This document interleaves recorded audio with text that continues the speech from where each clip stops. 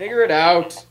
Hello, this is Adam Korlick with Figure It Out Productions. The following video is part of our Quick Shoot series and is intended to aid the Dreamcast and gaming community. The SD card reader for the Sega Dreamcast.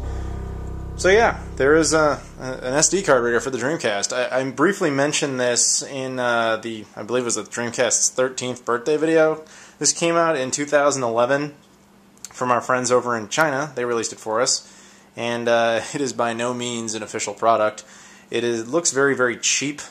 It's clearly just like a lot of, a couple of soldering points and hot glue gun stuff and slave labor or whatever, I guess. And then suddenly we have this.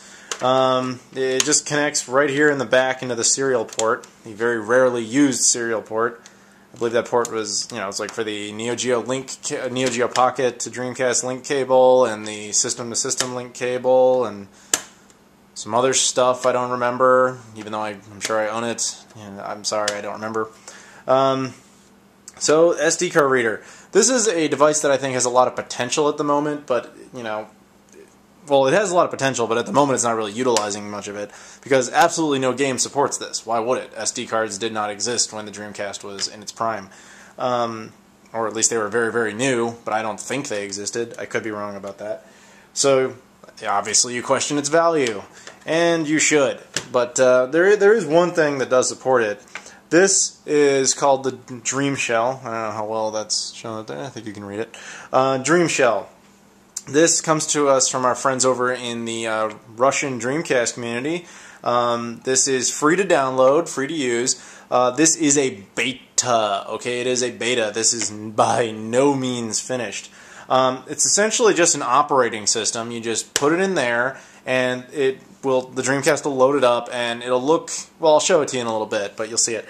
It gives you options to do different things, and one of the things it lets you do is run this SD card reader. It acknowledges it, and it has currently the ability to run music off of here, and a more useful feature is you can rip games from the system to the SD card, or you can play games on the SD card on the system. Yes, doesn't that sound exciting? Unfortunately, beta. This is not finished, so it does not run very well. Now, this operating system, I have to go on a little bit of a side note here. This operating system is really cool in that it can be installed directly to your system, so that when the system just turns on, it just goes into this without the disk in there, which is pretty sweet. I did not do it, though. I don't want to, because I don't want to put a beta on there. It just doesn't make sense. It's very buggy at the moment. If it ever gets finished, I would totally put that on one of my Dreamcasts, because it's got some cool features. So I have the disadvantage of not really being able to test how well it can rip a game, if that function even works right now. But yeah, in the future I can see this being pretty useful. But anyway, so I'm going to go ahead and show you the operating system and show you a little bit of this. So, I've put in the game, it's Dream Shell. I'll skip past this. Yay, Dreamcast. And there you see the logo. It says Dream Shell 4.0 by our friends down there in the Russian, well, up there in the Russian community. Across the world in the Russian community. When I said down there, I was pointing at the address, but then again, this is recorded footage, so you can't see my hands. Do you miss my hands, everybody? I bet you don't.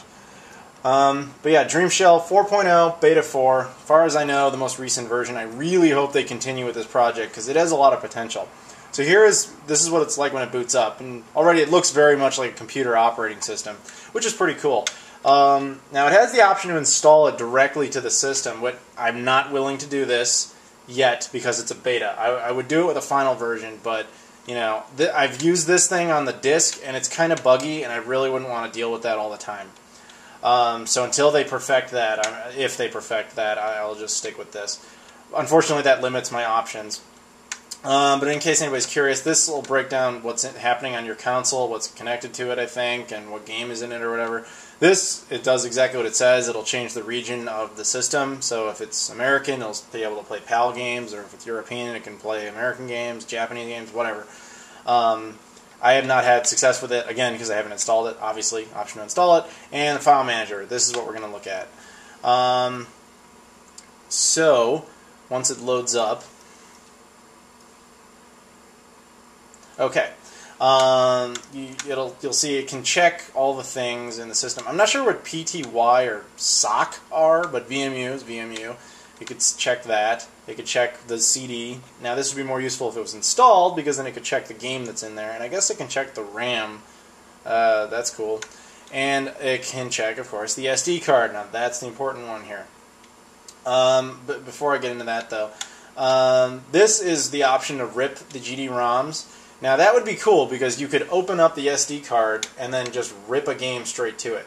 But that's only if it's installed. It doesn't work if you're playing the operating system off the system's disk like I am right now. Like I said, I'm not willing to install it at the moment. But yeah, I will show you that it can definitely check. Yeah, you saw it light up over there. Yeah, so the 360 music is just music I use on the 360 sometimes, and then pictures are just some photographs. But neither of these actually work. It won't do anything if I try to click on a picture. But yeah, here's just a list of songs. My taste in music might be shit. I don't care. It doesn't matter. I will try. It does acknowledge the ability to play it. Oh, look, bugs. But it will not actually play it. It just gives you some kind of error message. But kudos to them for trying. And then you hold the left trigger and you're out of there. No, I don't want to play that because you won't be able to do it.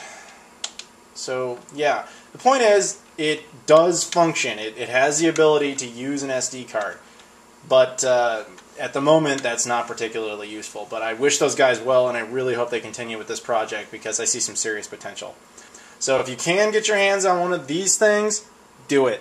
It might be really useful for preserving the laser on a Dreamcast. So even if the laser burns out, if you've installed this operating system, you'll be able to still play all your games. And that would be pretty cool, wouldn't it? Thanks for watching this video. Please subscribe if you so desire. However, we'd really appreciate it if you'd check out our other videos that are of a higher production caliber. Thank you.